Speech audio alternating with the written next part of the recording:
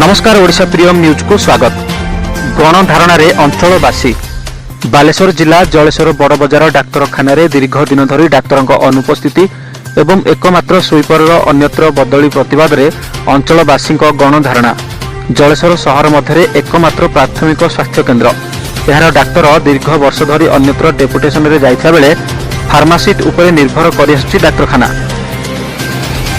यही डाक्तरखाना को प्रत्येक दिन 250 रु ऊर्ध्व रोगी आसती एवं एठारे थिबा एकमात्र स्वीपर को अन्यत्र बदली करा विरोध करी अंचलवासी धारणा बसिथिले।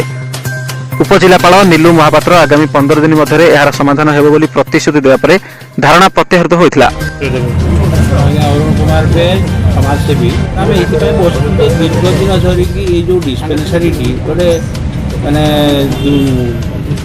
खराब अवस्था अच्छी कारण जड़े जहाँ से पाढ़ी बाबू अच्छा फार्मासी बोलिकी डाक्तरखाना चली डाक्तर आसी सरकार नहीं गले डेपुटेशन आज पर्यटन फेरई ना।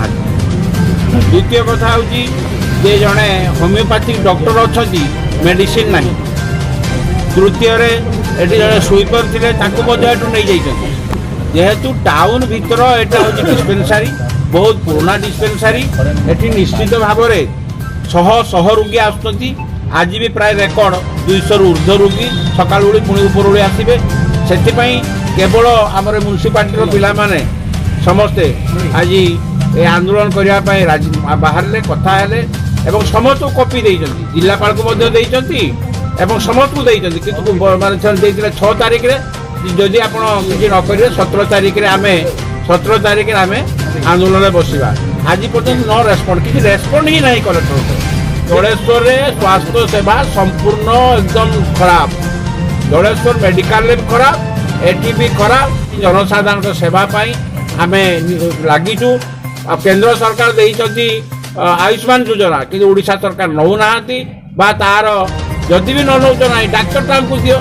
आमर मुख्य दाबी हूँ अति शीघ्र डॉक्टर दियो अति शीघ्र आमको स्वीपर दियो एवं मेडिसिन दियो यही हूँ आम दाबी। बड़बजार स्थित प्राथमिक स्वास्थ्य केन्द्र में आज 2 वर्ष है डाक्तर नहांती एवं किछि दिन पूर्वर थिबा स्वीपर को डेपुटेशन रे जो रोगी होती ना से भाया स्वास्थ्य केन्द्र को नहीं जाइए। आम दाबी जे तुरंत डाक्तर नियुक्ति तथा स्वीपर पुनः ये नियुक्ति आम दाबी करुचु।